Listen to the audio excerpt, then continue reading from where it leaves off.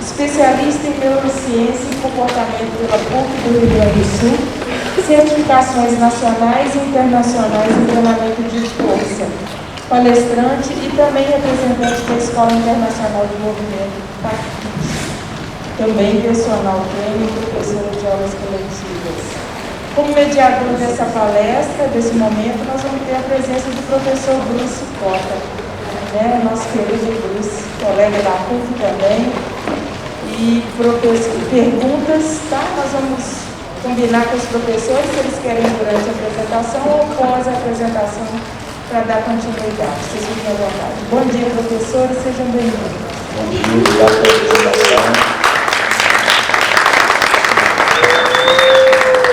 Pessoal, vocês conseguem me ouvir bem? Sim. Primeiramente, eu queria agradecer muito ao Bruce, pelo convite, e ao Minas por abrir esse espaço para a gente, para poder conversar com vocês. É a coisa que a gente mais gosta de fazer, comunicar as nossas experiências com profissionais. Tá? Então, muita gratidão de estar aqui e espero que costure bem com o conteúdo que vocês já viram, especificamente na prática. Eu espero todo mundo na prática para vocês conseguirem ver o que já mostrar na teoria em prática. Tá? Então, assim, só para a gente não passar rápido demais pela nossa apresentação, eu comecei minha jornada científica na UFMG, eu fiz 2 anos de iniciação científica com o Hans, mas no final do curso eu senti a necessidade de buscar experiências, com o público, atendendo, conhecendo mais métodos, meios de treinamento. E daí que começou a minha jornada de uma pesquisa não acadêmica, tudo que a gente fez, a gente testou, implementou, e foi muito parecido. Eu e a Celina nos conhecemos há mais de 13 anos em academia, a gente começou essa jornada junto, fazendo cursos, certificações, ela fez muitas pós-graduações, ela está voltando para o meio acadêmico agora, eu também pretendo voltar, e eu acho que isso foi bom para mim, para um processo de amadurecimento, mas depois a gente pode discutir mais sobre essa experiência. Como o universo que a gente vai falar é muito amplo, muito grande, eu vou tentar ser mais conciso nas falas aqui, tá? Primeiramente, eu queria compartilhar essa frase do Platão, que vai ser muito importante, vai ser muito visível, vocês vão perceber isso na prática, tá? A primeira e melhor vitória é conquistar a si mesmo, tá? Então, igual a gente está falando, se você quiser sair de dor, se sair de algum desconforto, de alguma coisa que te incomoda, vai envolver ação, vai envolver você tomar ações. E, na maior parte das vezes, vai envolver o controle físico e emocional, tá? Mas deixa essa frase em aberto e para a gente depois sentir esse conceito, tá? Então, eu queria compartilhar a nossa missão. Isso a gente está em elaboração, a gente criou essa frase aí, mas é uma missão que a gente acha importante para quem trabalha com movimento, seja lá em qual hora que for. Então, a gente colocou assim: promoção de saúde, a nossa missão, promoção de saúde através de práticas físicas voltadas para o resgate da mobilidade, das funções e atributos evolutivamente nativos da nossa espécie, da espécie humana. E aí, com a nossa apresentação, eu espero explicar um pouco melhor cada uma dessas palavrinhas que estão aí, tá certo? Vou ver se está complementando. Esse aqui é para passar?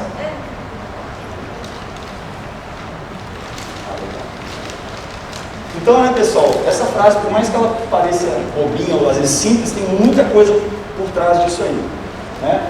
Como eu estou falando para a maioria do professor de educação física ou fisioterapeuta, o movimento é um universo maior do que uma profissão somente, ele abrange várias áreas. Então, eu quis classificar aqui, porque a gente está falando de ciência, de treinamento com bases em evidências e tudo, a gente tem que entender que, partindo do lado do professor de educação física, a gente tem que compreender essas ciências aí. Isso é do professor Antônio Carlos Gomes.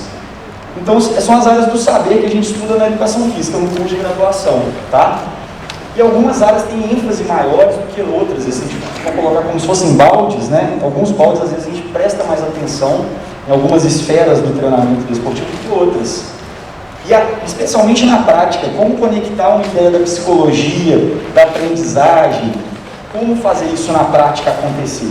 Complexidade de movimento, memória de movimento. Tá? Então, a gente vai querer trazer isso para vocês. Considerando, inclusive, que tem, por exemplo, a biomecânica, quando você começa a estudar a estrutura fisiológica das fáscias, igual o Leonardo falou, isso já é uma incorporação de conceitos que a gente não quer dizer que a gente vai excluir isso, a gente vai adicionando essa percepção, tá? Então vocês vão ver que isso vai ter uma conectividade muito grande, como o professor Leonardo falou para vocês já. Outra parte que é fundamental para quem estuda e é profissional da área do movimento da educação física, do treinamento esportivo, são os princípios do treinamento. Isso tem que estar muito nítido na nossa cabeça, porque eu até hoje, depois de 15 anos graduado, eu olho para isso e eu percebo mais coisas, eu percebo mais detalhes.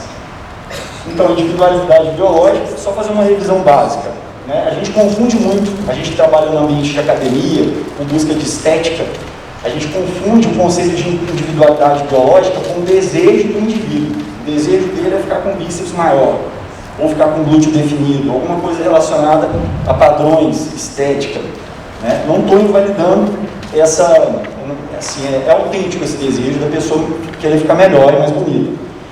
Mas é confundir o que é realmente individualidade biológica. O que seu corpo evoluiu para fazer? A Celina vai falar mais sobre isso a seguir.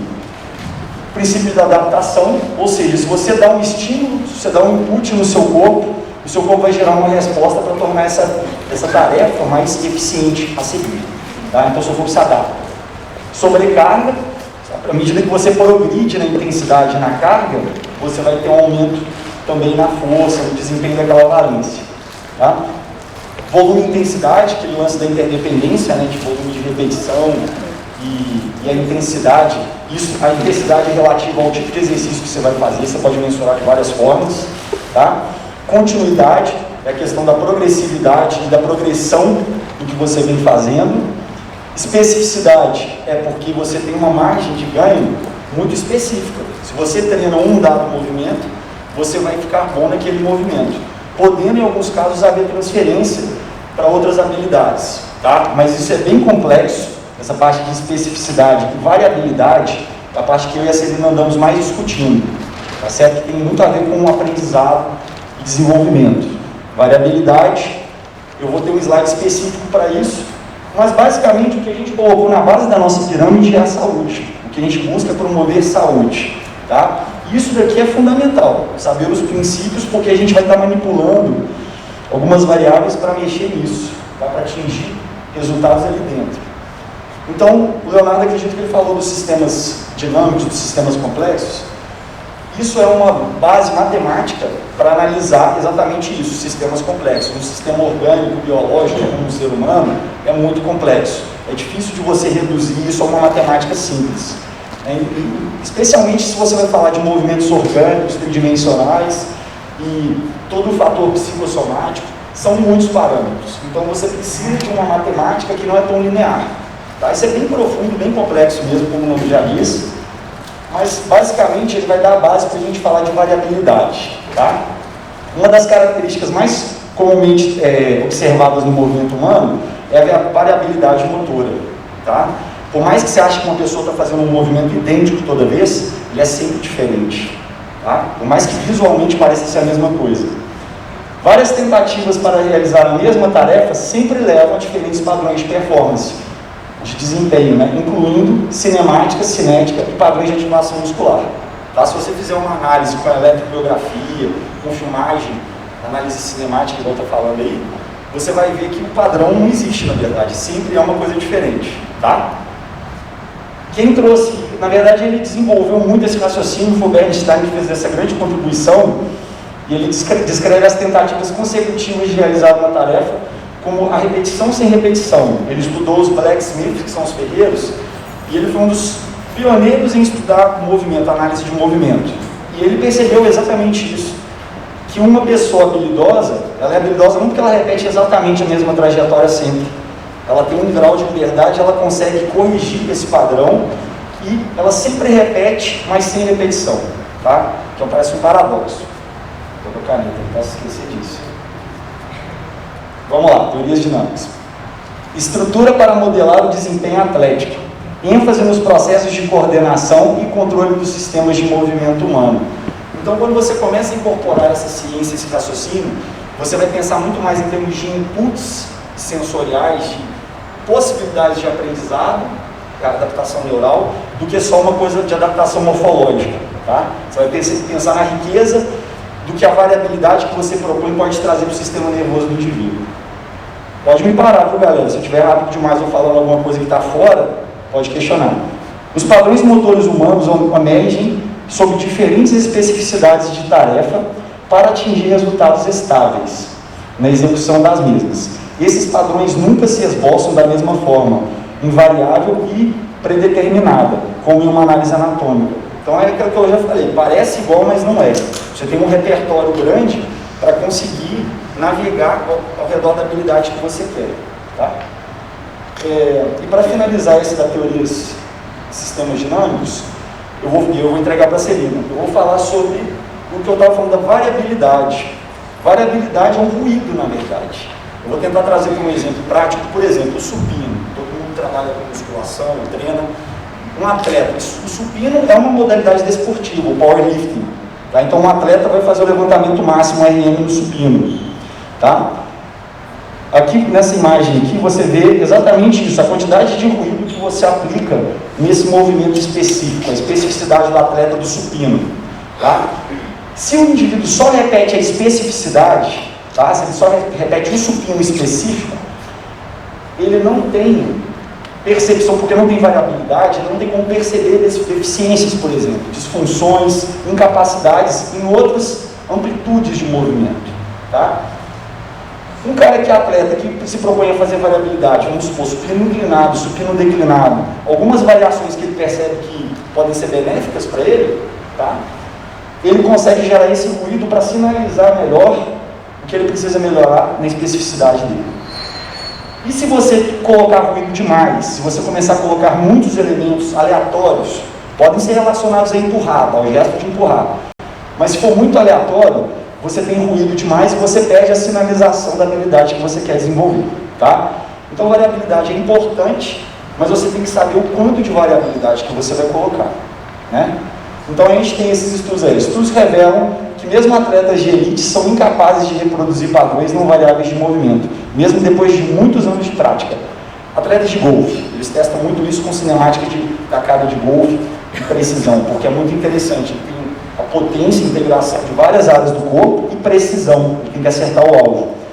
Então, o cara, mesmo acertando o alvo lá várias vezes, eles vão ver que o padrão vai ser sempre diferente. Né? A bola pode chegar no alvo com várias trajetórias, várias formas diferentes. Então, isso é uma análise deles. No final, tem as referências. De fato, altos níveis de habilidade estão correlacionados com altos graus de liberdade de movimento e vice-versa. Isso dá para discutir bastante. Tá? Porque os graus de liberdade, eu vou falar mais na parte mecânica, quando a gente for falar de mobilidade, eu vou explicar esse conceito dos 6 graus de liberdade. As pessoas que têm muitas restrições, elas têm limites. A consciência dela não consegue acertar não consegue se conectar com algum aspecto da mobilidade dela. Ela tem uma limitação de dimensão, de movimento dimensional. Tá? Então, as pessoas que têm muita liberdade de movimento e controle, elas vão ter uma capacidade, né, de ter, você vai observar esses graus de liberdade mais elevados. Tá? E a variabilidade promove a flexibilidade necessária, flexibilidade no termo mais amplo, tá? Necessária para se adaptar às dinâmicas complexas do ambiente. Pessoas que têm graus de liberdade maiores, eles conseguem ser mais adaptáveis. Aí a gente vai ter que passar agora para uma parte para falar da função. Né? A gente estava falando de devolução de função, agora a Celina vai começar entrando ali falando de evolução. E o que é função? Oi, gente, boa tarde. Bom dia, boa tarde, né? Bom dia ainda, que louco. Olha só, primeiro eu não tive a oportunidade de agradecer ainda ao Bruce, a todo mundo que está aqui, né, doando tempo para essa troca. E é um prazer enorme para mim falar sobre o movimento, porque é o que eu pratico desde sempre, desde que eu nasci. Eu acredito que meu pai me ensinou a nadar, eu tinha 6 meses de idade, e por aí eu venho, né, estudando e praticando. E para contextualizar um pouquinho essa fala até agora, eu acredito que aqui a gente tenha profissionais de todo tipo, trabalham com a academia em si, com musculação, com coletiva, com pilates, yoga, com esportes, né? Isso tudo são habilidades, né? São habilidades motoras que a gente vai prescrever para essas pessoas, em maior ou menor grau de variabilidade, depende muito da tarefa que a gente quer que a pessoa melhore. Então, para começar, é muito importante a gente saber que movimento é diferente de ação, né? Então, o movimento pode ser uma coisa bem aleatória. Se eu estiver aqui assim, ó, fazendo isso aqui, eu não tenho necessariamente uma meta ambiental com isso aqui, eu posso estar só movimentando. E a ação, sim, a ação depende de uma meta, né? Uma meta ambiental. A gente precisa desenvolver um relacionamento com o meio que a gente está e com a tarefa em si e o que ela demanda, né? Então, na minha história, eu fui atleta, mas eu prescrevo movimento para pessoas como, eu gosto de brincar que são civis, né? Que são as pessoas que não são necessariamente atletas, e quando os atletas estão ali, nos momentos que eles estão comigo, eles não estão à procura do específico do esporte deles. Eu treino movimentação humana básica, tá? É o que a gente faz, que a gente gosta de estudar e fazer. Para começar isso, é muito importante também a gente definir um pouquinho do que seria a ideia de função, o conceito de função. Gary Gray diz, eu gosto muito, eu sempre escolho essa frase de Gary Gray, porque eu acho que ela ainda embasa o pensamento que o Léo deixou aqui antes e que a gente vai continuar após. Então, que é uma combinação miraculosa e complexa de sistemas que são ligados e reagem uns aos outros, para se entender função como um todo. As partes e os componentes precisam ser entendidos e apreciados.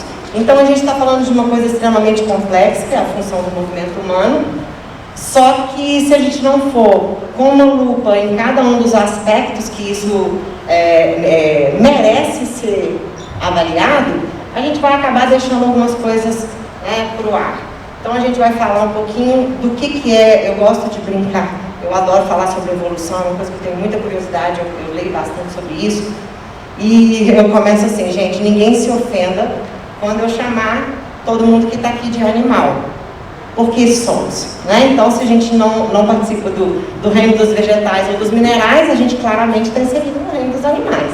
Então, somos animais, e como animais que somos, nossa espécie tem algumas demandas evolutivas da nossa espécie propriamente dita, que não tem tanto a ver assim com os primatas ou alguma coisa do gênero. Então, não chega a ser... Entendi. Não chega a ser uma novidade que a gente não está agindo de acordo com, talvez, o projeto inicial, né? Então, eu brinco que a nossa capacidade cognitiva é a nossa salvação e a nossa danação ao mesmo tempo, porque o cérebro ele tem algumas pegadinhas que são muito interessantes no nosso sistema nervoso.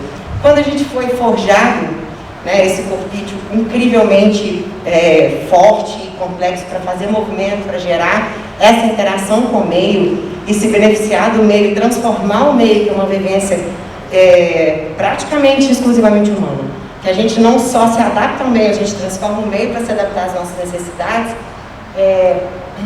Hoje em dia, a gente caiu nessa pegadinha do cérebro, que é o seguinte: descanse enquanto pode, gere o máximo de conforto que o ambiente puder, se você puder transformar para você, coma enquanto tiver. Né? Então, e tem mais, né? Eu poderia listar aqui um monte de pegadinhas que a gente tem criado. Obviamente, a gente está em melhor situação de nutrição e cuidados de saúde do que os nossos primários, né? Não queremos voltar lá, óbvio. Mas a gente tem algumas condições de achar soluções tecnológicas para problemas biológicos, né? Então, a gente sente uma dor, o que a gente faz? O Léo falou sobre dor lombar. O que a gente faz? Toma um Mioflex para o exercício, sei lá. Esse é mais antigo, né? Para o exercício já tem um tempo que o médico não manda, né? Então, fica bem quietinho, fazer uma bolsa quente.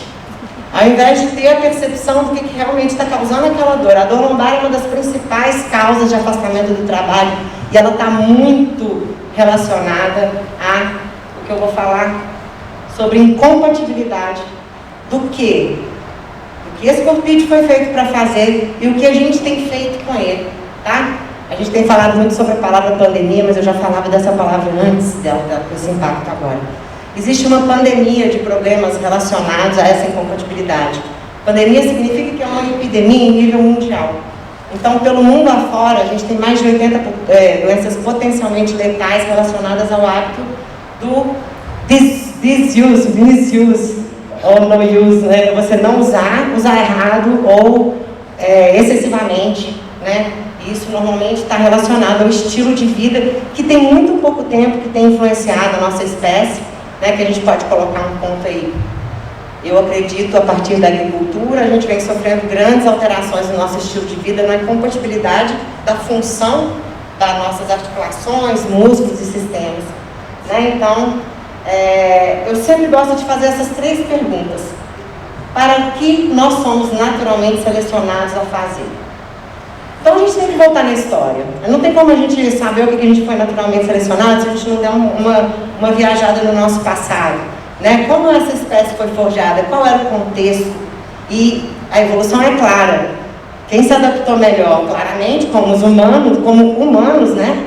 Nós nos adaptamos melhor. Vai saber por quê, ainda existe muita discussão, mas os sapiens se adaptaram muitíssimo bem, né? Então a gente veio dessa adaptação por causa de um monte de coisa que é necessário que a gente saiba. O que nós estamos fazendo? Aí a gente precisa saber o que a gente fazia, comparar com o que a gente está fazendo agora, né?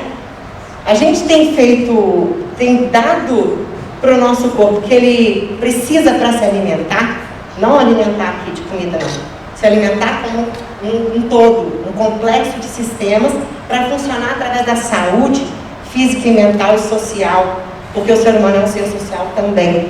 Então, no conceito de saúde também tem isso, essa questão.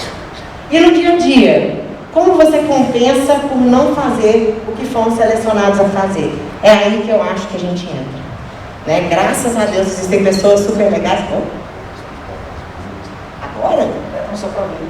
Olha que maldade. Pessoal, vamos fazer um teste só para a gente brincar com relação a esse slide? Vamos fazer um teste para ver como é que vocês estão. Vocês conseguem sair da cadeira e ficar de cócoras assim? Faz um teste de posição, não é um teste de movimento, é um teste de posição. Só testando, você tem um Talvez quem minuto, esteja não. com calçado inapropriado para exercício vai se sentir Se tiver de mal. saia também, então. Professor, pode ficar. Essa posição de ir no banheiro, não é vantagem nenhuma conseguir fazer isso. Na verdade, é uma coisa que a gente vai querer ver. Bárbara, nós temos uma pergunta para fazer. Aqui. Tá bom. Legal, não é para ficar. Pode sentar, não é para constranger ninguém, mas é porque essa posição de cócoras, funcionalmente falando, é uma das principais posições de descanso, socialização e principalmente de evacuação. Vocês sabiam disso? O nosso cubo retal, que é um músculo que está relacionado à soltura das suas fezes, ele relaxa quando o seu abdômen entra em contato com a sua coxa, assim libera as fezes. Quantas pessoas vocês conhecem que têm problema de prisão de ventre? Sei lá, não estou dizendo que é só por isso. Mas se você conhece uma pessoa assim, não manda ela subir na privada, pelo amor de Deus, não se faz. Mas você vai puxar, experimenta. Tem os industrializados até na Leroy Merlin tem, chama cocócoras. É um banquinho que vai subir o seu pé e vai deixar o seu joelho num nível mais alto que o seu abdômen, e isso vai relaxar o seu cubo retal, vai deixar as fezes descerem com mais fluidez. Tem que ser fluido, né, gente? O flow. Vai descer no flow. E aí, a gente vai seguindo. O padrão de doença ou lesão que afeta qualquer grupo de pessoas nunca é uma questão de oportunidade. É invariavelmente a expressão dos estresses e tensões a que foram expostos uma resposta a tudo que há em seu ambiente de comportamento. Epigenética é uma coisa muito séria a respeito já se sabe muito que talvez até mais do que os genes, o seu comportamento e o seu meio influenciam no resultado final disso, né? Então, quando uma nação inteira, quando todo um mundo ocidental, porque os orientais têm uma vantagem extra aí, tá, gente? Então, os indianos, os japoneses, eles têm hábitos, então as doenças que eles têm lá são meio diferentes dos outros. Quando tantas pessoas assim estão doentes, significa que existe um fator, não é à toa, não é ocasional. Então, o que está acontecendo? Todas essas doenças relacionadas à inatividade ou ao excesso, que são doenças musculoesqueléticas, cardíacas, é um bocado, tá, gente? Agora, principalmente, tem se relacionado a doenças neurológicas também, comportamental, alimentação e o comportamento da atividade física já está podendo ser relacionado também. Né? Então, quando isso acontece, a gente detecta, eu acho essa imagem super forte. Eu acho ela fortíssima. Não sei se vocês estão vendo direito, mas é uma imagem assim de... Toda vez que eu não odeio McDonald's, mas a Coca eu adoro. Toda vez que eu pego uma Coca-Cola, eu vejo esse cara assim, sentado, mofado, ele se uniu ao sofá, descendo comida industrializada para ele comer, ele com o telefone, uma Coca-Cola na veia. E é mais ou menos isso que a gente tem feito com o nosso presente. Então, Daniel Lieberman é um dos principais estudiosos desse tipo de relação, dessa incompatibilidade das funções do corpo humano em vários sistemas. Ele é um cardiologista. O estilo de vida atual condenou toda uma geração a problemas musculoesqueléticos e cardiovasculares. Então, somas, né? Seres humanos nasceram para serem atletas naturais. Ser inativo é anormal e patológico. Então, toda a tecnologia que a gente criou para nos servir, para orientar a nossa passagem pelo ambiente, tem tornado a nossa espécie doente. A gente tem morrido de doenças comportamentais cada vez mais.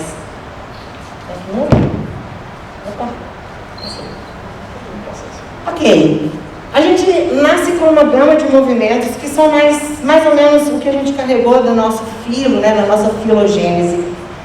Você não precisa ensinar um bebê como se engatinha, você tem que proporcionar para ele um meio onde ele pode ser estimulado a engatinhar. Né? Claro que se ele ficar no andador ou no cercadinho ou no seu colo, no carrinho, ele não vai ser estimulado. Algumas fases vão se perder. Eu também estou falando de crianças normais. Né? Alguma patologia nesse processo já muda toda a figura. Então a gente passa por uma sequência de movimentos, que é a coisa mais linda desse vídeo, é muito fofo. Uma sequência de movimentos que leva a gente até a nossa postura bípede. Né? Então, do momento que a gente nasce, totalmente isento de força e coordenação, a gente começa a ser exposto, assim que sai do abdômen da mãe, a gente já vai ser exposto à gravidade. E aí a gente começa o nosso processo infinito de perceber o próprio corpo, como isso interage com o meio, como fazer para os nossos tecidos conjuntivos, que estão com muita matriz extracelular, se diferenciar um pouquinho mais, para enrijecer em ligamentos e músculos com diferentes texturas, diferentes distribuições, né, de função. Naturalmente, essa criança que é normal, ela está usando todos os sensores, visão principalmente, né, porque o que ela quer na verdade é alcançar as coisas, né, interagir com o mundo, andar para pegar coisas, ir até a mãe, né, fazer essa liberdade de poder interagir, né, de ganhar essa integração. Não é nada entendido, tá? Não é nada entendido isso que acontece nesse momento. Ele está simplesmente seguindo um roteiro que já veio com a nossa espécie. Né? Então, as fases do desenvolvimento motor, até que a criança fique bípede e comece a correr, a andar e a manipular com um pouquinho mais de habilidade, que faz parte da nossa postura bípede. Uma das coisas que fez uma diferenciação, principalmente na parte frontal do nosso cérebro, no córtex, foi a manipulação. A gente libertou nossas mãos da locomoção para poder começar a manipular coisas. E isso desenvolveu algumas áreas muito relacionadas, inclusive, à fala. Então, essas posturas que a gente está vendo aqui, normalmente as pessoas, com o passar do tempo e a vida inativa e a vida de piloto automático, que a maioria delas, 15 horas em média sentados, né, com uma alimentação artificial e etc. Perde-se a capacidade de gerar esse tipo de coisa, como qualquer outra, é um princípio de treinamento, do uso e desuso. Se você não usa, você perde. Né? Então, se você não usa os seus padrões locomotores que vieram com você, você vai perder em coordenação dos movimentos, vai perder em complexidade dos sistemas, você vai virar um desconhecido do seu próprio corpo. Então, você não vai estar consciente nem do que acontece, se é natural ou não. Você, às vezes, passa uma vida presa em uma dor, simplesmente porque o remédio não funcionou, ou porque o tratamento que você fez não funcionou e não passou. Não estou falando vocês, tá, gente? Estou falando você, talvez o nosso cliente, que chega com esse nível de desconexão, né? É a coisa mais bonitinha. Vocês vão experimentar muitos, quem estiver na prática à tarde, tá? Vão experimentar muitos desses padrões. Então, a escolha dos nossos padrões está muito relacionada a essa volta, a essa reconstrução, né? De buscar esses movimentos, mas nunca como criança, sempre como adultos, performando habilidades de adultos, porém com ângulos articulares ou com densidades de tecidos que precisam de trabalho. E esse trabalho que é feito para recuperação, para chegar até níveis adultos de habilidade, é feito com claramente variáveis de treinamento de força, por exemplo. Entendeu? Como que a gente acessa isso no aluno? Aí é o grande lance. Aí precisa muito da psicologia, da pedagogia, como que você acessa o seu cliente, das dicas de coach, como fazer isso com 20 pessoas dentro de uma sala, entendeu? Como fazer isso funcionar para gente de diferentes idades, níveis de condicionamento. Aí, mais uma vez, somos pessoas lidando com adultos e não com crianças, né? Com criança também, não estou excluindo, estou falando assim, que a maioria tem quem trabalha com criança.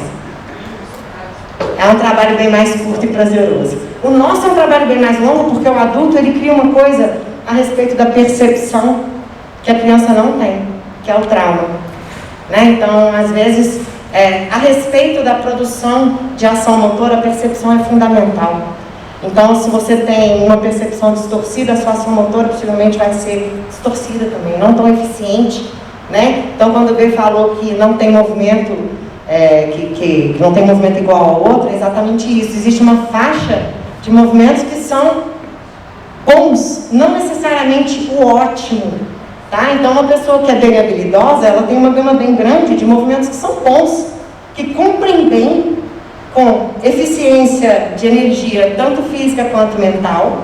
Isso é muito importante. Isso delimita se a pessoa é habilidosa ou não, quanto de energia ela emprega para fazer aquilo ali, né? Então, a gente tirou aqui mais ou menos, a gente gosta de usar essa referência do MoveNat. O MoveNat é uma escola de movimento francesa. O Lecor é francês, então ele estuda bem essa parte de movimentação natural e resgate dessas funções. A gente não usa 100% do conceito, mas o conceito A. O nosso treinamento não é só a respeito de movimentação natural, a gente também faz a coisa mais fechadinha, porque também precisa ser comercial, né? A gente trabalha com academia, a gente precisa entregar no pacotinho comercial um produto de alto nível. É igual eu vejo que essas coisas orgânicas, antigamente elas vinham em pacotinhos assim, né? Hoje em dia vem todo o processo, um pacotinho bonitinho, enroladinho. É o que a gente faz, a gente entrega o orgânico num pacotinho comercial. Então a gente pode dividir as habilidades motoras em locomotivas, de manipulação e os combativos. A gente usa essa referência que vem do MoveNat, tá? Então, locomoção, o que é da nossa espécie? Andar, correr, equilibrar, saltar, rastejar, escalar, rolar, nadar, acrobacias, braquear, tem também braquear, que não é melhor do que o dos primatas, óbvio que não, mas a gente também tem essa capacidade de deslocamento. Manipulação, levantar, carregar, lançar, pegar. E os combativos, a luta, o grappling, né, aquela de agarrar, e os golpes de qualquer tipo de golpe, soco, chute. Tem um videozinho, eu era ter soltado o vídeo antes, né, quando eu falava. Não tem problema não. Mais ou menos o que seria o treinamento funcional lá nas nossas épocas. Esses são bosquímanos, são ainda vivos, tá? Essa tribo ainda existe na África. Eles são caçadores-coletores bem originais, bem parecidos com o que a gente foi. Então, o grappling, né, as lutas, isso tudo é muito relacionado à nossa... Aí, ó, quem ficou com inveja do cócoras dele agora? Eu fiquei. Os strikings...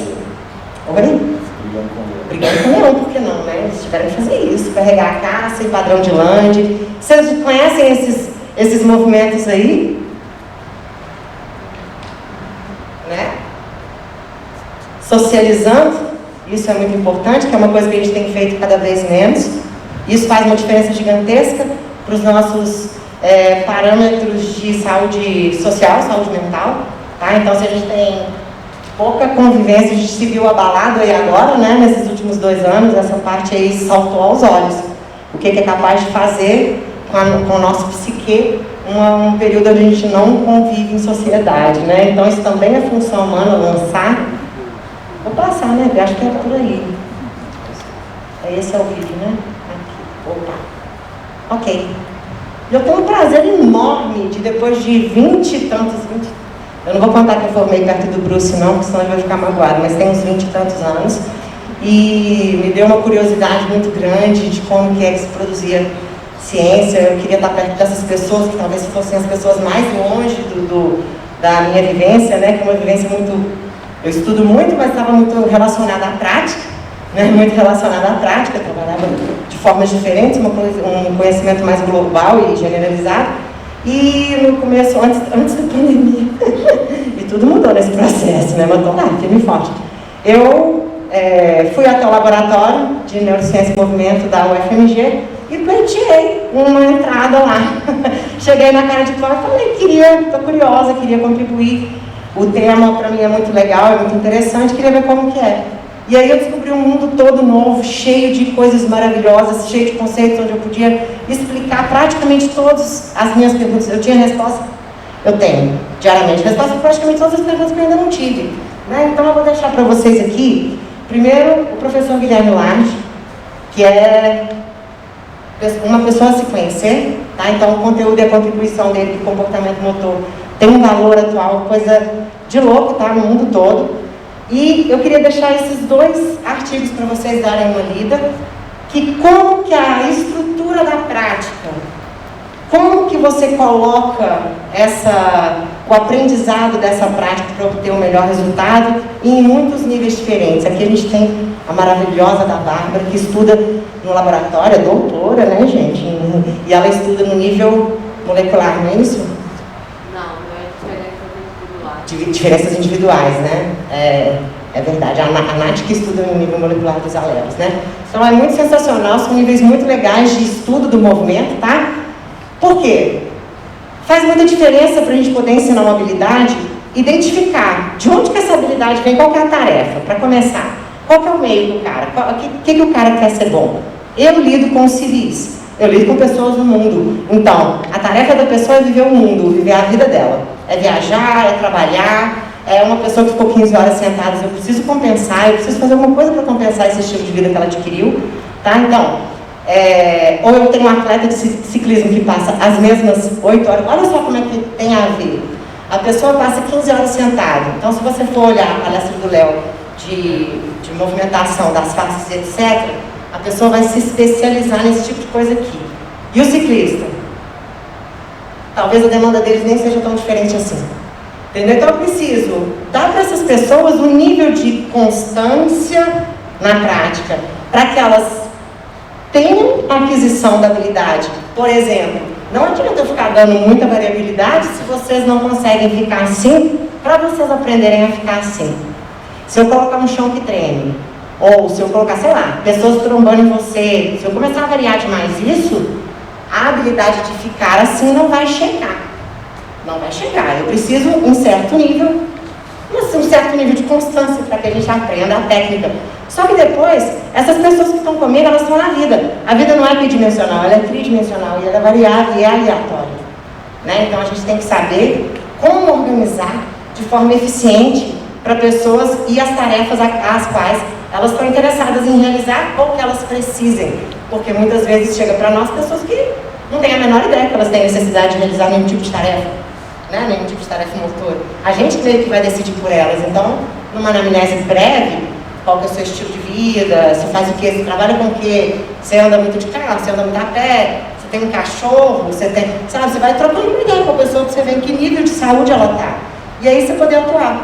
Às vezes, professor, às vezes a gente não tem tempo de fazer isso, é 1 hora. Verdade. É uma aula com 20 pessoas e é 1 hora. Senta a pessoa no chão e pede ela para fazer, passou naquele videozinho. Esse movimento aqui, ó. Pum, para aquecer. Pum, pronto, isso já diz muito. Isso aqui já diz muito para mim dos graus de liberdade, que eu vou falar daqui a pouquinho, da movimentação de quadril dela, tá? Muitas pessoas não têm habilidade para fazer isso, porque todo o tecido que deveria ser rígido tá mole, o que deveria ser mole tá denso, né? A comunicação entre os tecidos conjuntivos, mudando a função de cada um deles, depois da articulação, mudando a função. Você vai começar agora? Eu estou acabando, acabei.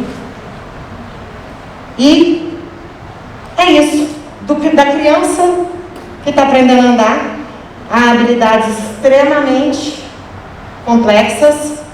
Essa é a capacidade que o corpo humano tem de produzir movimento. É infinita.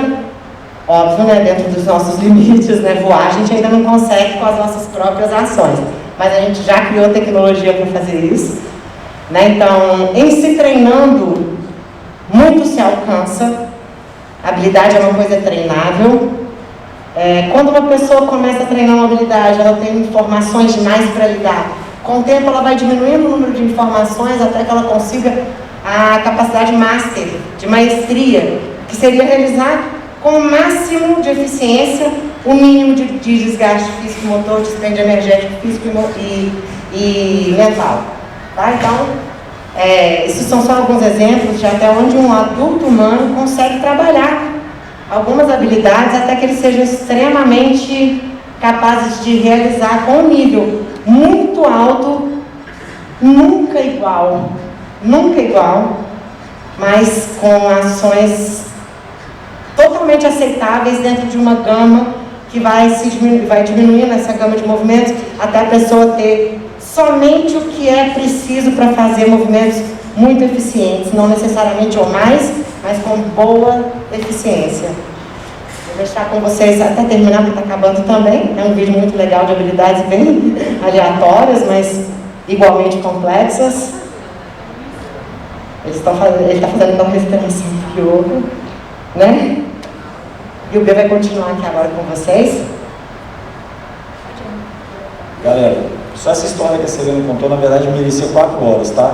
O que a gente está tentando fazer aqui é comprimir conteúdo demais. Então, desculpa se tiver corrido, mas tudo isso é para despertar interesse para a gente continuar estudando, investigando e praticando. Então, tudo que a Selena falou é a nossa justificativa, o ponto inicial e o que justifica o nosso trabalho, essa necessidade de resgatar o que a gente perdeu pelo estilo de vida. Tá? Espero que essa mensagem tenha sido passada, de que a gente perdeu a naturalidade do que a nossa espécie precisa, inclusive até às vezes no fator treinamento. Então a gente tem como incorporar, devolver um pouco disso, né? Aí a gente estava falando lá na nossa frase, na nossa missão, os atributos. A gente vai mexer como professor nas valências, né? Força, endurance, a resistência no caso, velocidade. A mobilidade vai entrar aqui dentro, ó, no conceito da flexibilidade para coordenação, um pouco de força. Esse eu vou jogar a lupa nisso, porque tudo isso que a gente fala, a gente pode jogar uma lupa. Agora eu vou falar especificamente, como a gente já estuda muito força, resistência e tal, eu quero entrar na mobilidade, porque ele vai jogar a gente lá naquele conceito inicial do bebê que a Selena falou. O bebê nasce sem força, sem resistência, ele nasce só com flexibilidade, com tecidos jovens e que permitam muito movimento, apesar de ele não ter controle. Tá? Então, um adulto, como tem muito trauma, muita lesão, aí vem individualidade biológica. Quais lesões você teve, quais os traumas você teve. Você vai ter um caminho, um mapa das lesões do que você perdeu, que a gente vai poder pesquisar e averiguar e testar. Então, mobilidade em termos mais amplos, quando a gente fala mobilidade somente, é uma coisa, a gente pode falar até de mobilidade urbana, né? Está muito em evidência, mas definição de mobilidade é capaz de se mover, ou ter habilidade de se mover, é habilidade geral. Né? Então, você pega um indivíduo, ele é ginasta, mas ele faz escalada, ele nada, ele faz arte marcial, polivalente, faz muitas coisas, é um indivíduo muito habilidoso. Então, você pode pegar um atleta que é levantador de peso, ele é habilidoso, tem mobilidade, mas é muito específico, ele não corre, ele não faz outras coisas. Tá? Então, definição de mobilidade vem do latim, mover-se, é a capacidade de se mover. Só que isso não é o suficiente para a gente, porque gera uma confusão muito grande quando a gente estuda flexibilidade, a gente não entender que o sistema nervoso é a parte mais importante disso. O periférico vai gerar adaptação, mas quem controla tudo e quem vai perceber tudo é o sistema nervoso. Flexibilidade, a gente pode distinguir entre passivo e ativo, um componente passivo e ativo, correto? Mas a gente tem algumas brechas em definição em termos do fator controle da amplitude. Né? Então, basicamente, a definição de flexibilidade é a capacidade de sofrer tensão sem se romper, ou de se dobrar também. Né? Capacidade mecânica mesmo. É suscetível à modificação e adaptação. Muitas vezes as pessoas preocupam, né, com ganho de ADM, mas não preocupam com o ganho de controle associado a esse aumento de ADM. Então, por exemplo, você vai fazer um alongamento passivo dos posteriores de coxa, dos hamstrings. Passivamente, Você pode estar aumentando a amplitude, sim, de flexão de quadril, mas o indivíduo não vai ter controle. Se você pedir para ele sustentar isometricamente ou fazer movimentos nessa amplitude, ele vai ter dificuldade. E isso é importantíssimo para desenvolver a mobilidade articular, que é o próximo conceito. Mobilidade articular, a gente está pensando na função específica de cada articulação. Cada articulação é um mecanismo. Ela tem o potencial de ação em graus de liberdade, em ângulos específicos. Tá? Então, basicamente, a mobilidade é a habilidade de ativamente atingir uma amplitude de movimento. Então, no caso da flexão de quadril, eu fiz isso daqui, ó, eu estou acessando minha mobilidade, por exemplo, ó, porque eu estou acessando de forma ativa, eu levei minha perna na flexão de quadril. O treino voltado para a funcionalidade da mobilidade articular visa capturar uma amplitude passiva e torná-la ativa, útil, tá? Muitas vezes a gente tem alguns artigos antigos como referência que citam um risco de lesão associado a alongamento e treinamento de força. Tem todo um paradigma, um mito com relação a isso. O que eu posso dizer é que flexibilidade é importante e é uma parte do quebra-cabeça. Entendeu? O problema é você analisar ele de forma isolada. Ah, só vou ficar fazendo alongamento passivo. Pode gerar problema porque o indivíduo não tem controle daquela amplitude. Tá? Então, quando a gente fala que quer treinar mobilidade articular, a gente está querendo capturar essa amplitude que é passiva e torná-la ativa, acessível, para ter força, tá? Controle. Então a gente tem que analisar a função articular individualmente, para a gente começar a trabalhar com a mobilidade articular. Então a gente vai ter que analisar o seguinte: tem algumas articulações mais esféricas que permitem mais movimento, ombro principalmente, ombro e quadril, tá? Tornozelo também é móvel, punho é móvel. E a gente tem articulações de gínglio, que são mais estáveis, elas são mais rígidas, permitem menos grau de liberdade. Cotovelo, né? Não quer dizer que ela não seja tridimensional, mas ela tem menos grau de liberdade. Joelho também é um gínglio, né? Então você vai ver aí, elas se empilham inclusive em estável, móvel, estável, móvel. Os meus pés e meus dedos, minha face plantar, vão ajudar na estabilização, né? A raiz do pé, a raiz do corpo. O tornozelo vai ser móvel. Então, se o tornozelo é móvel, o joelho é um gínglio, ele é mais estável. Tá? Então, o quadril que está acima, adjacente, vai ser móvel. É uma articulação esférica onde a gente gera maior potência no corpo e força. Aí a lombar é a estabilização. A coluna se divide em várias funções. A lombar é de estabilização. A torácica é de mobilidade, permitindo rotações e extensões. As escápulas estabilizam. Também tem movimento, mas igual eu falei, tem um grau de liberdade menor. A galera numeral esférica permite circunduções grandes. Tá? Cotovelo estável. Punho móvel. Os dedos, estabilização e função muito delicada. Os pés e as mãos têm tato e além de serem estabilizadoras, elas permitem essa grip, a força da pegada, a apreensão da mão, que vai ter um fator muito importante no nosso treino hoje relacionado à força de pegada, irradiação, né? A gente está falando de treinamento de força. Alguma dúvida sobre essas funções? Isso tudo tem aí na internet, vocês pesquisam as funções articulares para ter um roteiro, caso você seja novo a esse conceito. Então a gente tem que analisar assim, ó. Quando você aplica uma carga maior do que a capacidade da articulação, a gente está falando de capacidade de suportar carga, isso é um tecido. Tudo que a gente tem aqui é tecido, muscular ou tendão, são tecidos. Quando a carga que você aplica é maior do que a capacidade de tensão, lesão, é claro, rasga o tecido. Quando a carga é menor ou igual à capacidade, você está num espectro de reabilitação, você vai estimular adaptações no tecido. Tá? E quando a sua capacidade é bem maior do que a carga, você tem prevenção, trabalhos preventivos, porque você está o quê? Utilizando, dando função. Então não adianta eu querer fazer movimento, falar de movimento, fazer handstand. Ah, eu vou fazer handstand, vou fazer isso, vou fazer aquilo, pela beleza do movimento, mas você não tem um punho funcional. O punho não funciona, ele não é móvel. Então você vai aplicar carga muito maior do que a capacidade, vai romper o punho, vai romper algum tecido. Essa é a consequência de treinos aleatórios. A pessoa às vezes não sabe desse conceito. Você não pode aplicar carga em cima de uma articulação que não funciona. Então vai envolver teste. Tá? Eu vou falar tudo sobre isso aí. Tá? Na prática a gente vai poder falar mais. Espero que vocês estejam na prática. Tá? A gente tem amplitude de movimento. A gente fala muito de amplitude de movimento completa, mas a gente tem que entender que a gente tem as insuficiências ativa e passiva, né? Então, o que acontece? A gente fala de ATM ativa. A gente tem uma faixa de contração muscular, uma amplitude em que o músculo está mais propício para produzir força, né? Acredito que todos vocês sabem esse conceito. Só que quando você vai aproximando do limite de contração que o músculo já apresenta, ele vai diminuindo a capacidade de contrátil dele. E a mesma coisa quando você vai afastando a origem da inserção, vai alongando, ele também diminui essa capacidade. E esses são os pontos, quando você está falando de flexibilidade, em que você perde a capacidade de produção de força. Porque é específico o ângulo, especificidade de ângulo. Se você não treinou força nesse ângulo, você não vai ser capaz de produzir força nesse ângulo. É simples. Tá? Então a gente tem um trabalho de, primeiro, aumentar a amplitude, aí entra a flexibilidade. Você vai ter que passar tempo para os tecidos se adaptarem e devolver a amplitude. Só que você vai ter que gerar força nessa amplitude para tentar ativar esse ângulo. Tá? Então esse gráfico mostra exatamente isso. A curva de produção de força, do torque, né, pelo ângulo. Quando você vai, por exemplo, fechando o ângulo, diminui. E quando você vai aumentando o ângulo, também diminui a capacidade de produção de força. Isso vai ser fundamental para nortear o nosso trabalho. E aí a gente tem que pensar também biomecanicamente nos graus de liberdade.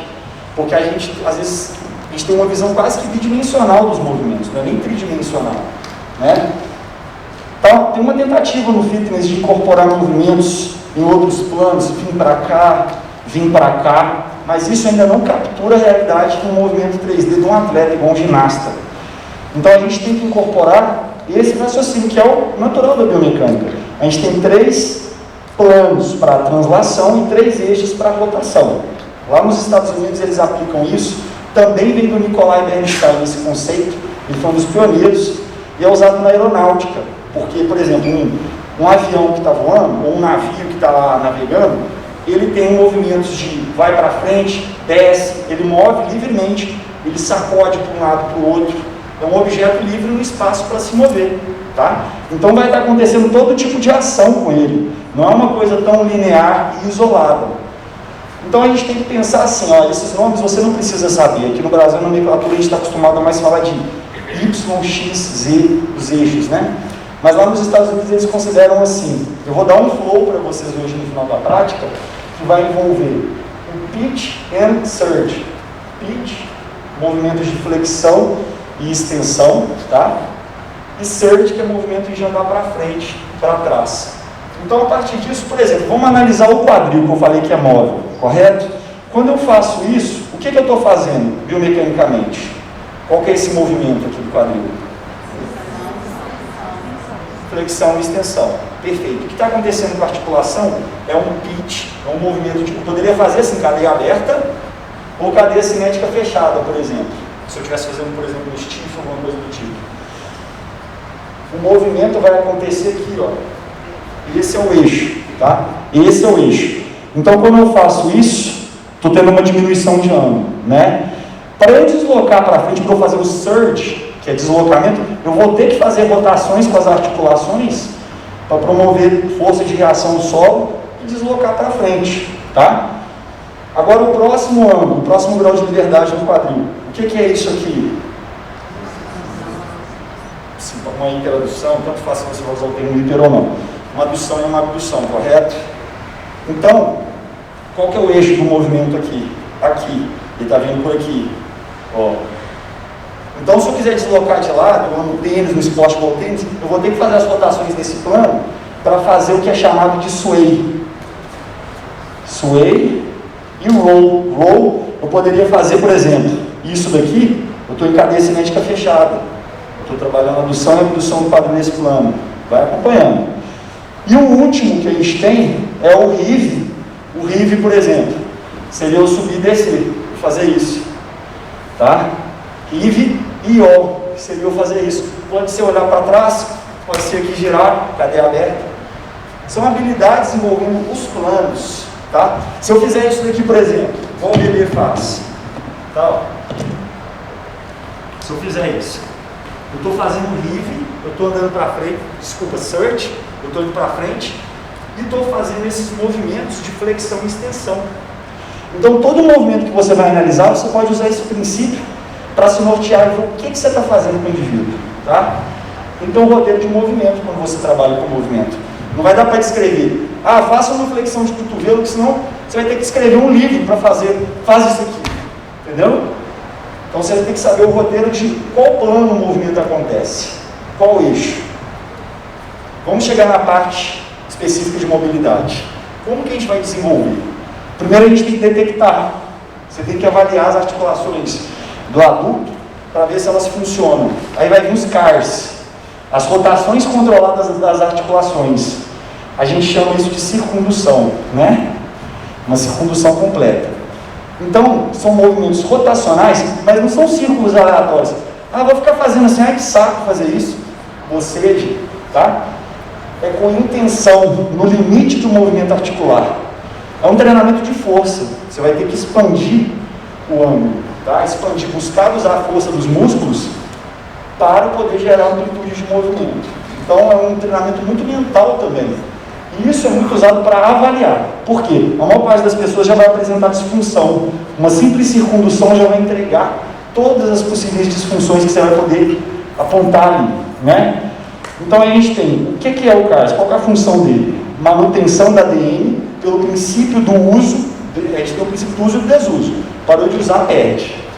Longevidade e saúde articular. Eu vou explicar mais os motivos para por que isso acontece. Por que o CARS pode trazer longevidade e saúde. A gente tem a avaliação articular de olho. Você vai começar a criar olho para perceber se a articulação funciona como deveria ou se está disfuncional. E reabilitação, mais para os fisioterapeutas. Pegou alguém que está lesionado, isso vai ser um recurso para você. Pela forma que você consegue controlar as cargas. Tá?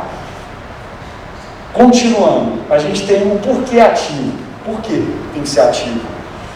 Porque você vai ter um controle e vai acessar o tônus, você vai acessar a cápsula articular, que são as partes mais fundas da articulação, porque você tem os mecanorreceptores, igual o Leonardo estava falando. As fáscias, elas passam por tudo. E profundamente, você tem muitas fáscias para comunicar com o seu cérebro que está tendo compactação, por exemplo. A articulação está compactada. Você vai começar a sinalizar dor.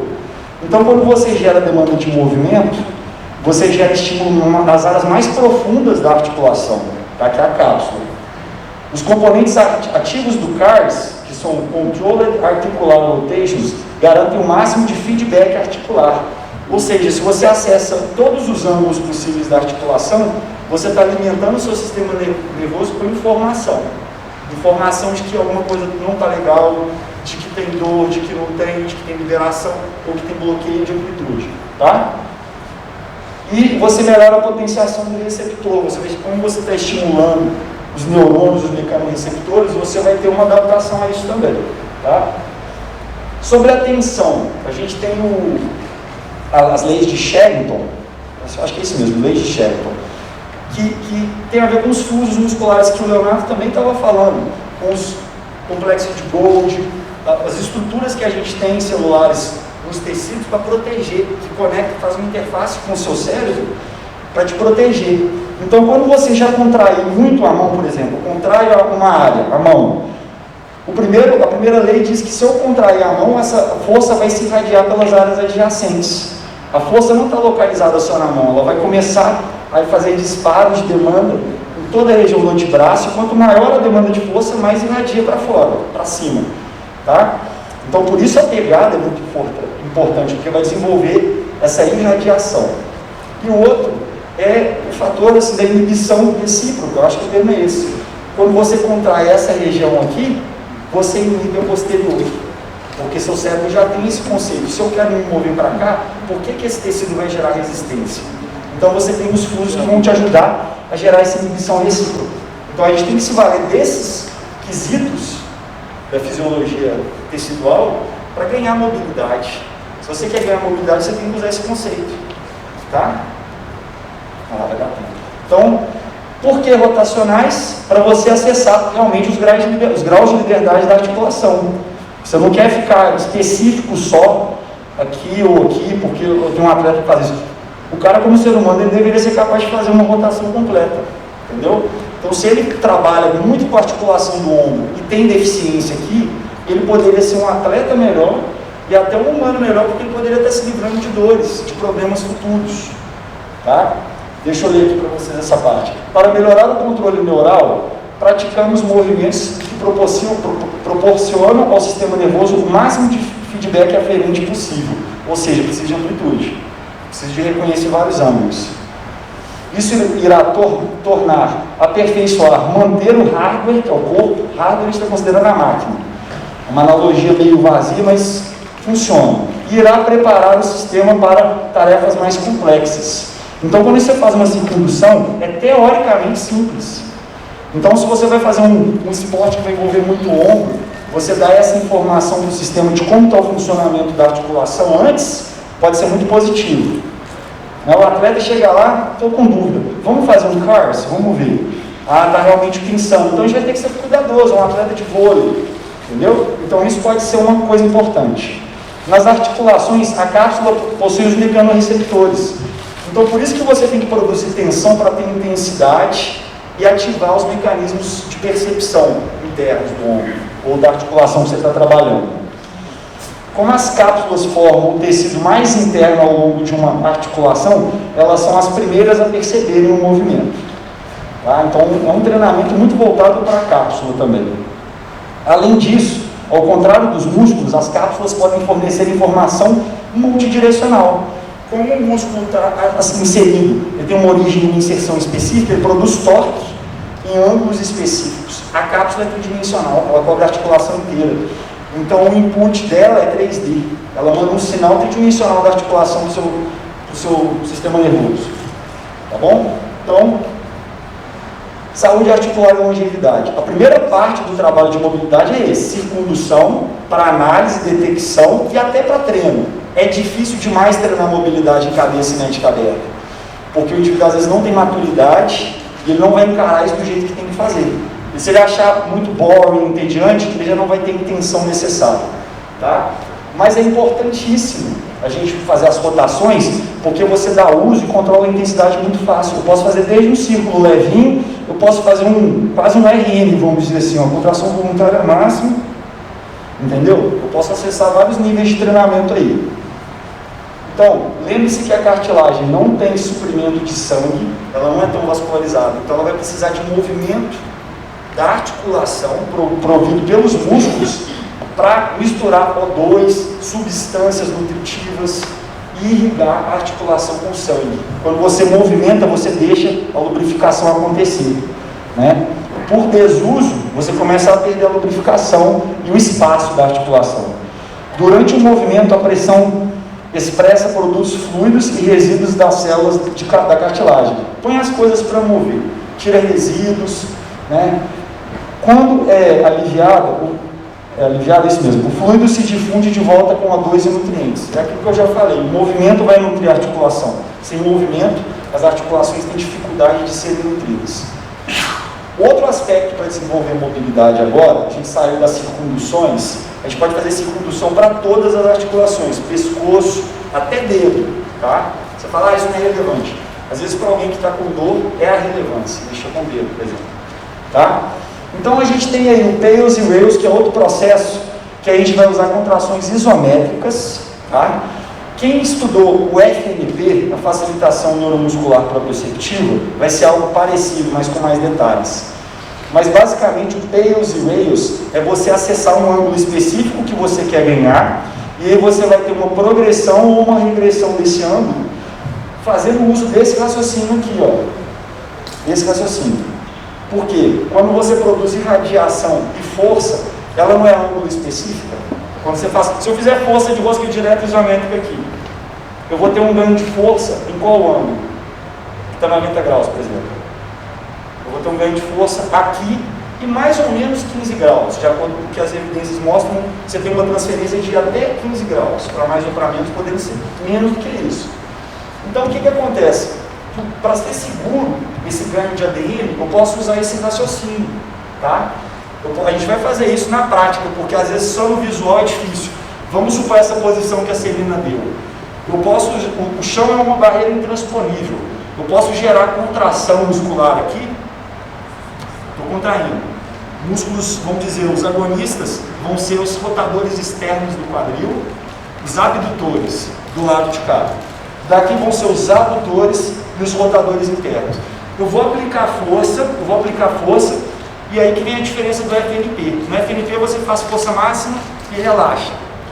No Tails e Rails, eu vou aplicar força progressiva, que aumenta o ângulo da articulação, depois eu vou me puxar ativamente. Cerca de 10 ou 15 graus. Então eu estou contraindo. Isso vai gerar um sinal neurológico para inibição antagônica.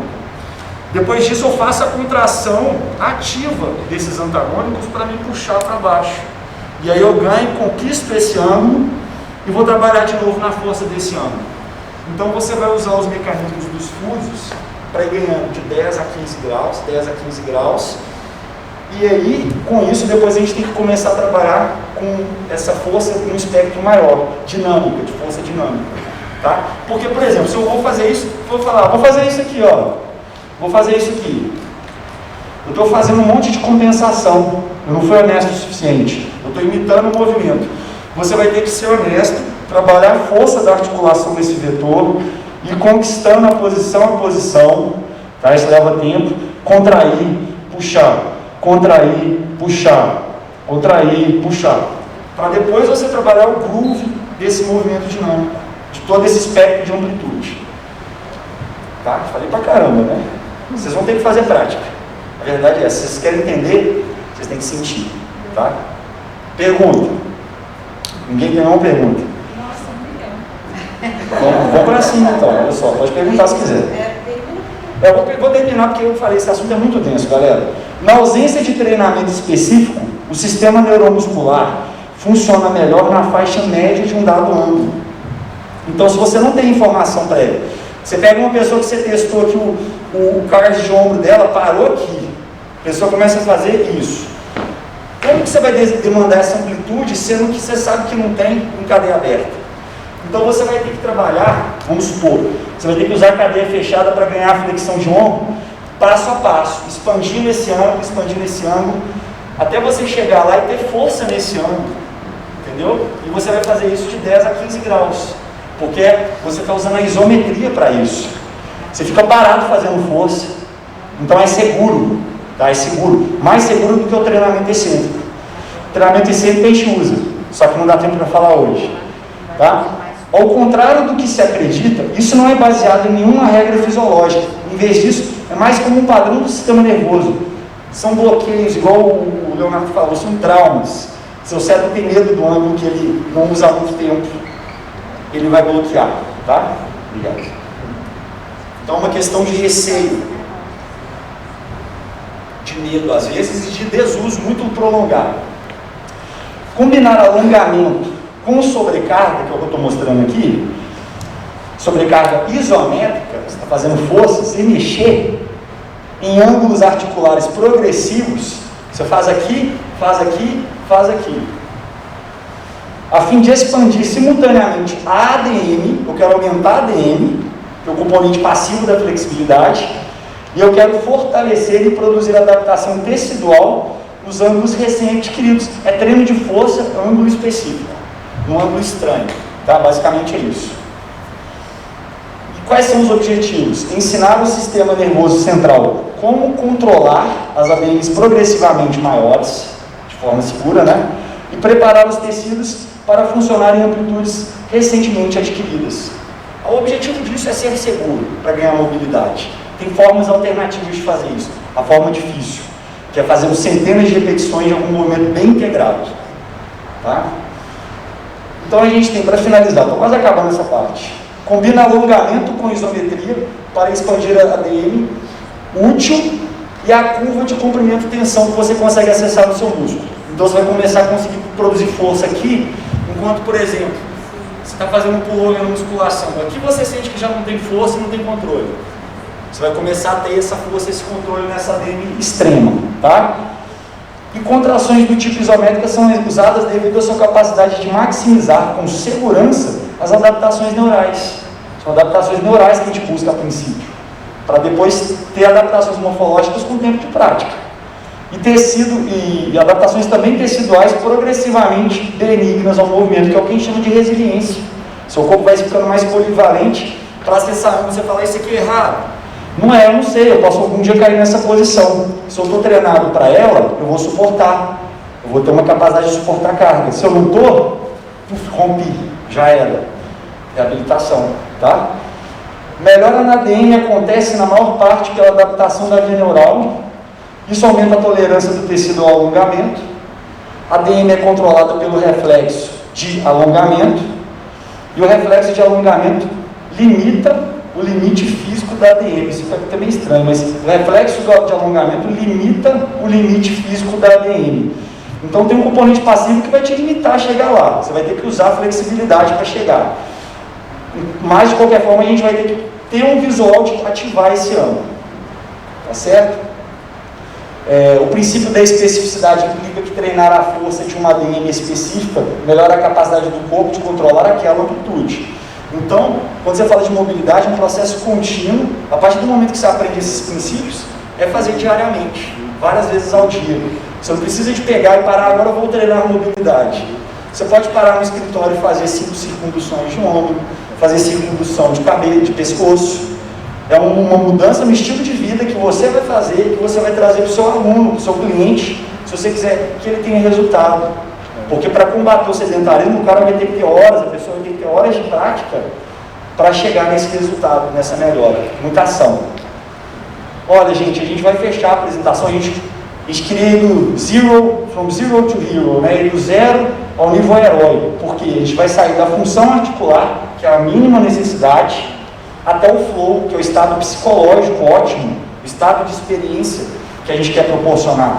Seja qualquer atividade que o indivíduo vai fazer, ele pode fluir, ele pode se sentir conectado com a tarefa. O flow é isso, tá? Nós vamos dar spoilers agora, mas na prática a gente vai sair da mobilidade, circundução, peios e rails, integração de movimento com exercícios que você pode apelidar de exercícios para o core, ou exercícios de movimentos naturais do yoga, e vamos conectar isso em sequências ordenadas, para estimular o cérebro, a memória, a cognição. E a gente vai testar o aprendizado das habilidades que a gente mostrar. Porque se você conseguir acessar a informação de forma rápida, você está no processo de flow. Você consegue não ter que racionalizar a sequência. Você consegue expressá-la. Tá bom? Que basicamente é o que essa pirâmide diz. É o último slide que eu vou mostrar, o resto vai ficar para depois do almoço. Aquisição de habilidades, é uma hierarquia de competência. Quando você começa uma coisa nova, você é um incompetente inconsciente. Isso quer dizer que você tem uma intuição errada. Você tenta predizer o que vai acontecer, mas você não sabe. Então, chega uma pessoa muito ignorante em termos físicos, vamos dizer, uma pessoa muito sedentária. Você quer dar um agachamento para ela, você vê um agachamento horrível, né? Às vezes nem você sabe por que ela não agacha bem. Mas aí quando você começa a fazer testes, você vai ver, o tornozelo dela tem muito pouca mobilidade. Então você sai de um quadro de incompetência, você nem sabe que você não sabe, para um quadro de incompetência consciente. Você já sabe, o meu aluno não agacha porque o tornozelo dele está crítico. Então, com isso você já consegue, você tem uma análise errada, então o cara que vai fazer um agachamento, ele não vai conseguir ainda fazer o agachamento, porque o tornozelo dele ainda está ruim, mas ele já sabe, e isso já muda muita coisa. A percepção, o saber que o tornozelo é a causa do problema dele às vezes, já ajuda. Aí com persistência e treino e técnica, né, você consegue chegar num nível de competência consciente, onde a maior parte do treino acontece, que você aplica uma carga de treino, o indivíduo já tem que ser competente, porque senão você usou uma bola de cristal para prescrição. Então, você tem que aplicar carga de treino onde o indivíduo consegue ser capaz de ser competente, conscientemente. Ou seja, ele tem uma carga mental de trabalho alta, ele tem que estar focado, é o que a gente chama de foco. Ou ele está focado, ou ele perde a competência dele. Ele vai ter que se ajustar, fazer microajuste, senão ele cai nos padrões antigos. Quando a técnica é crônica, quando a prática é muito longa, ele começa a ter acesso a uma competência inconsciente, que é o que a gente chama de flow, é chamado de flow, é a capacidade de agir sem tanto julgamento, sem carga mental tão elevada. Tá? Então, esses são os estágios que a gente vai fazer, seja para introduzir um esporte novo, uma disciplina nova, uma técnica nova. Você vai observar o que está nas sombras, qual que é a incompetência inconsciente, né? Quais são os conjuntos de competência que precisa para aquela habilidade.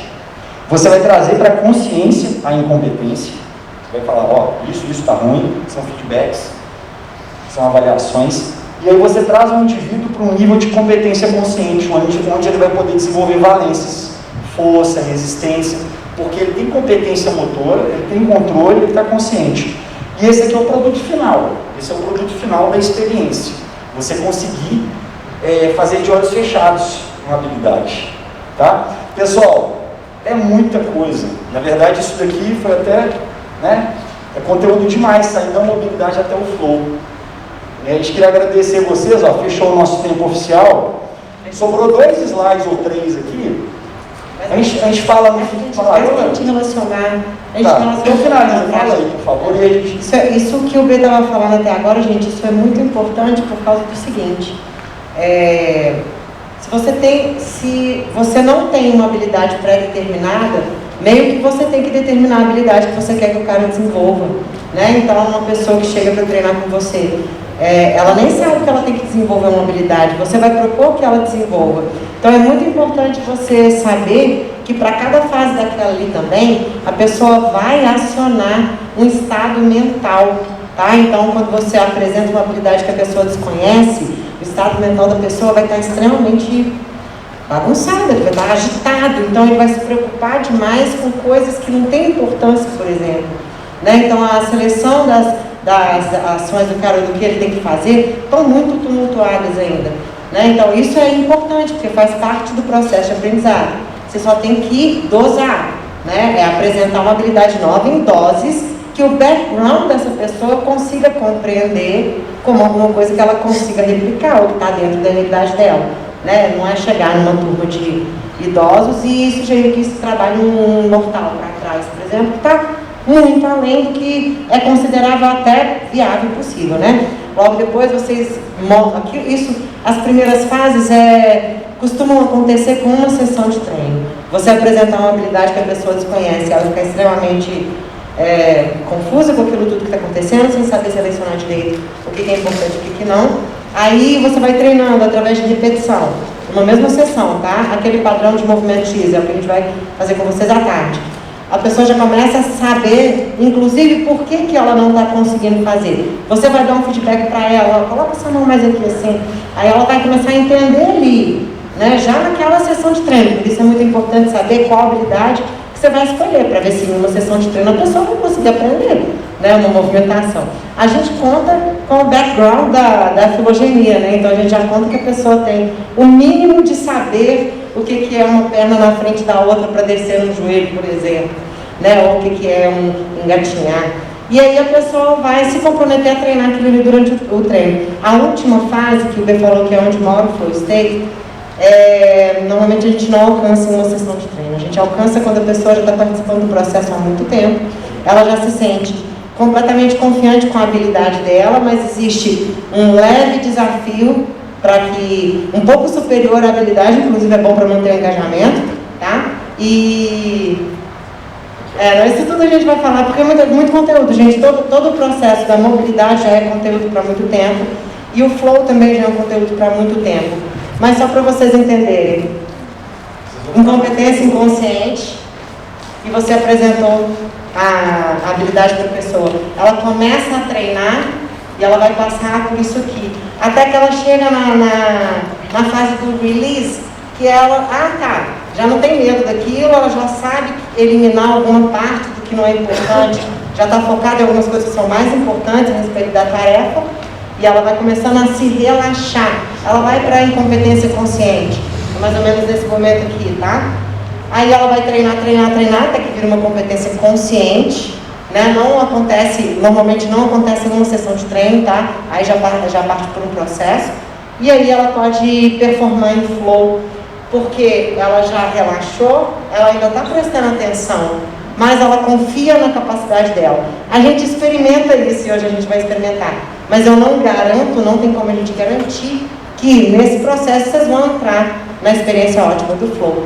O Mihaly, Csikszentmihalyi, ele é um estudioso da felicidade, do estado da felicidade, e ele fez esse conceito. Ele começou a concepção do conceito de flow state, né, que ele começou a observar atletas e pintores e pessoas muito habilidosas. Então, esse estado de flow, normalmente você percebe quando a pessoa é extremamente habilidosa, não que se fique só nisso, mas é mais fácil de ver quando a pessoa tem uma habilidade alta e quando acontece um teste muito grande, tem que fechar, muito grande para a habilidade da pessoa, tá? Então, é só para não ficar sem falar do flow, mas mais à tarde a gente vai falar um pouquinho mais. Vamos abrir para perguntas. Pode perguntar. Não é nem uma pergunta, mas é porque eu não entendi o que ele fez no chão. Ele falou do que está me escutando, vai? Tô. Mas as pessoas estão escutando ela bem? Sim, você não entendeu o que eu fiz no chão. Não, calma. Aqui, deixa ela Isso, o FNP, beleza. Faz, relaxa, relaxa. E o trail e o rail, você faz com contração Isso. e... Olha, Progressive Angular Loading, Isometric Loading. Progressive, porque você vai progressivamente aumentar ou diminuir o ângulo. Pails é Progressive Angular Increase. Deixa eu voltar para você. E aí você faz... Ó, Progressive Angular Isometric Loads. E Regressive Angular, porque Progressive eu estou empurrando o chão. Estou fazendo força para abrir o ângulo da articulação. Depois eu vou fazer o regressive, porque eu vou puxar ativamente. Ah, beleza. Tá? Por exemplo, vamos imaginar um caso mais corriqueiro que a gente usa na academia, por exemplo, que seria um alongamento de posterior de coxa. Tá? O FNP seria o seguinte, o pessoal não fala, faz força, vai, faz força máxima. Relaxa. Ela empurraria minha perna. A parte regressiva do ângulo articular seria passiva. Como seria o Pails e Rails? Vai, primeiro ela me alonga, ela está me alongando, deixa um tempo no ângulo de flexão. Agora ela vai falar, faz força. Faz força. Eu vou fazer força. Agora ela vai falar, regride. Ela não vai mexer, eu vou vir aqui, não. Eu fico. Eu fiz a saída, aí ela bloqueia de novo. Eu controlo essa amplitude nova que eu ganhei. Fico aqui e alongo. De novo, procedimento. Força. Isso baseado em RM. Eu posso chegar a 80%, 90%. Afasto. Flexão de quadril, estou fazendo ativamente com os flexores. Ela bloqueia de novo. Perfeito? Então aqui, regressive, angular loading e progressive. Por quê? Você está mexendo com flexão e com a extensão do quadril ao mesmo tempo. Tá? Mas por isso que eu falei, gente, tudo que tem de ciência, de evidência, você tem que ir na prática para sentir e perceber melhor as coisas. Se você só ler, fica difícil de captar. Por isso que eu queria convidar todos vocês, primeiro mais perguntas, mas venham na prática. É na prática que a gente vai conseguir detalhar mais todos os processos aqui. Vai ser gostoso fazer, vai ser divertido. Mais perguntas, galera?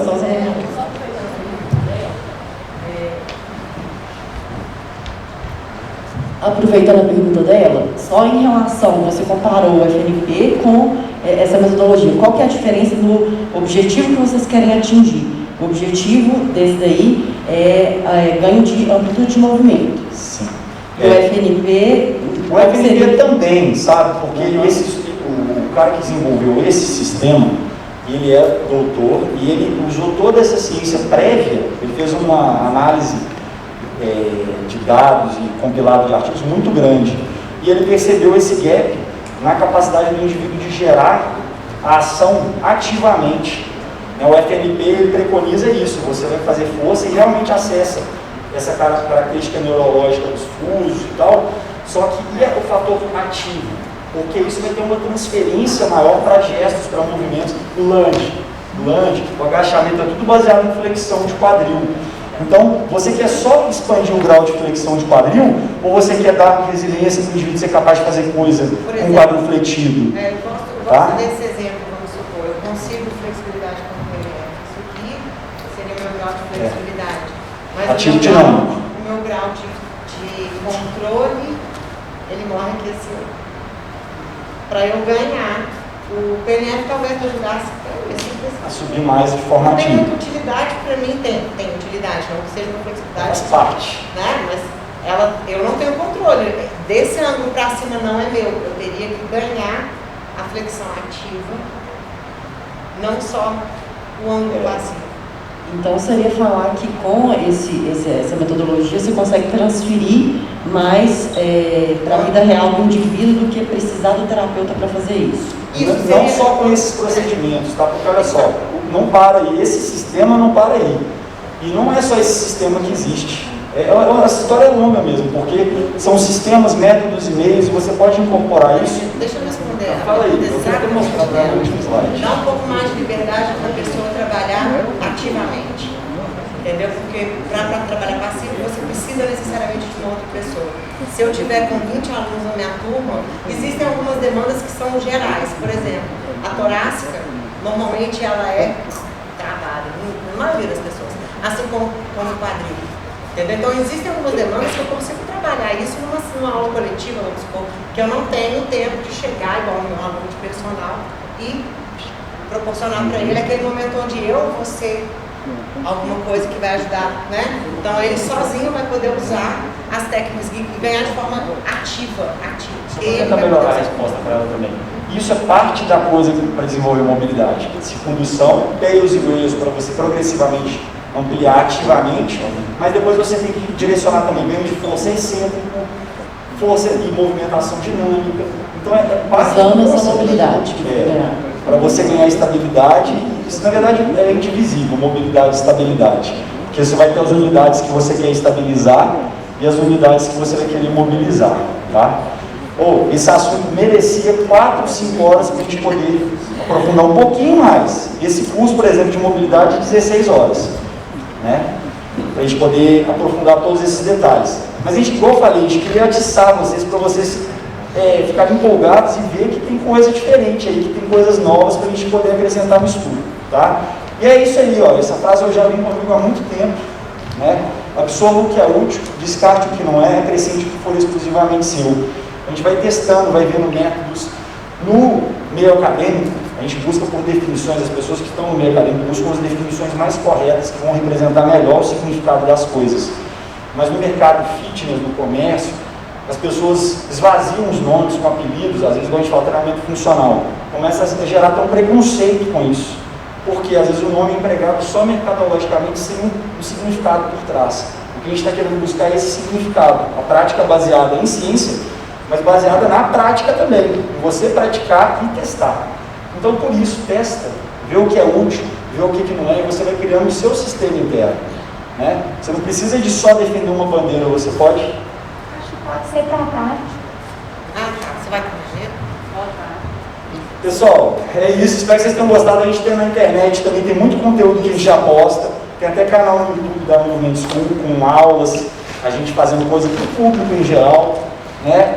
Esse conteúdo é muito rico e é conteúdo para lá de 16 horas, mas eu acho que deu para dar uma pincelada. E agora é prática, tá? Obrigado, gente. Valeu demais.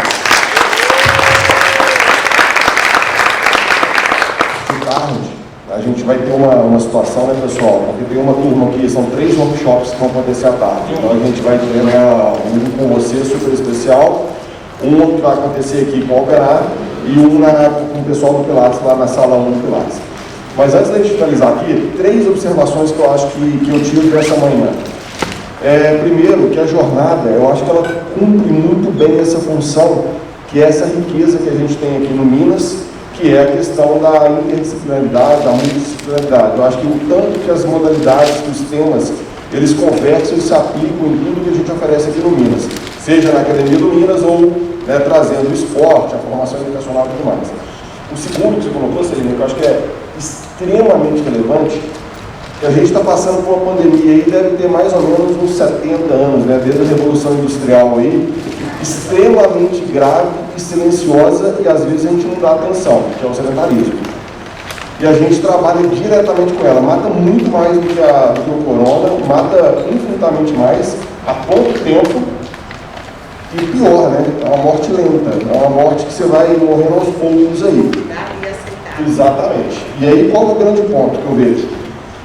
A gente que trabalha numa instituição como a gente está, a gente trabalha, seja na Academia do Minas ou no esporte, a gente tem a oportunidade de trabalhar com a pessoa que se dispôs a sair de casa para combater isso daí.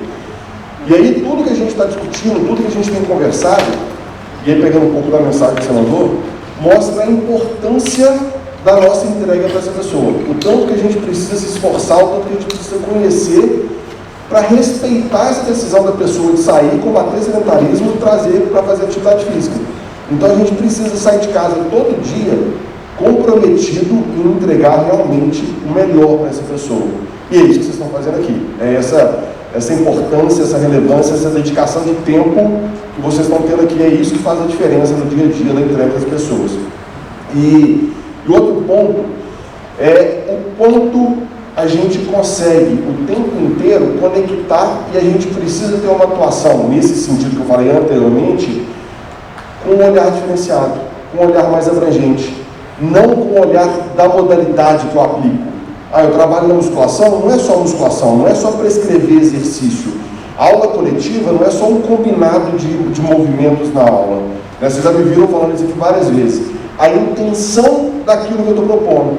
Então a gente tem que ter um olhar absurdamente mais ampliado, e cada vez mais ampliado, de entender essa pessoa, o que ela está buscando e como que a gente vai escolher exercícios, colocar numa programação, montar um programa de musculação, escolher a sequência do yoga, montar a sequência do pilates, de uma forma extremamente estruturada para conseguir fazer realmente alcançar esse objetivo. Acho que isso são os três ou quatro pontos que eu trago dessa manhã nossa aqui, para a gente levar para a tarde, levar na segunda-feira já para a nossa atuação profissional. Acho que isso faz uma diferença enorme.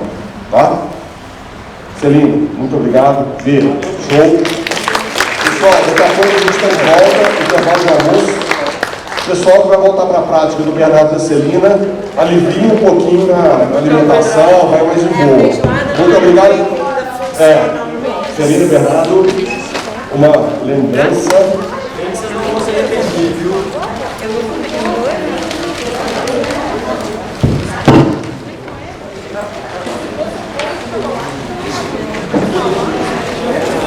Nossa,